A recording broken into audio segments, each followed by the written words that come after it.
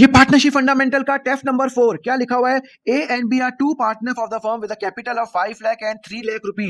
They are entitled to interest on capital at a rate of 10%। Net profit कितना है? देखो, profit and loss appropriation account बनाऊंगा। Okay, अब यहाँ पे मेरा प्रॉफिट कितना है? मेरा जो प्रॉफिट है वो है 40,000 रुपीज है। अब यहाँ पे they are entitled to interest on capital at rupee 10%, तो मतलब ए को कितना मिलेगा?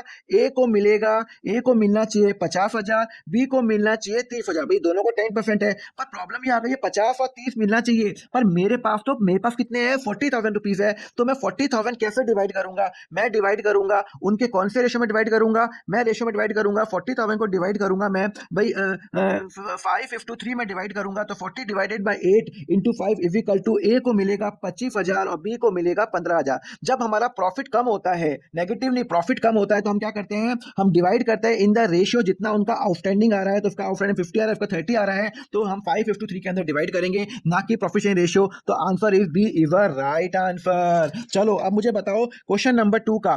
ए का कैपिटल 1,50,000 है, 3 लाख है, टोटल जो जो अपना है प्रॉफिट है वो है ये है, एंड ऑल्सो ए को ये मिलेगा। Calculate the final amount of this. चलो मेरा प्रॉफिट कितना है? Profit and loss appropriation. मेरा प्रॉफिट जो है, मेरा जो प्रॉफिट है वो है 16,000 रुपए। अब मुझे बताओ, मुझे ए को, बी को, सी को क्या क्या देना है?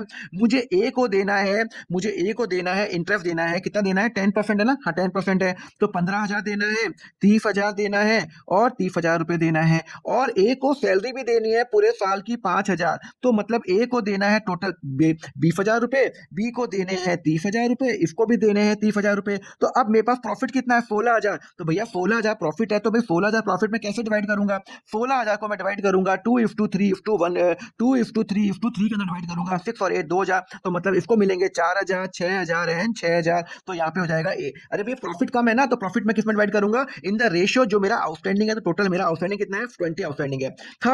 थर्ड का मुझे आंसर बताओ, मुझे कमेंट में आंसर बताओ क्या आंसर आएगा। कि अगर इतना कैपिटल है, इतना है इंटरेस्ट ऑन कैपिटल चार्ज है, तो how much profit the A and B will get, कितना मिलेगा? आप मुझे आंसर करके बताओ एंड फॉलो करो अकाउंट फंडा।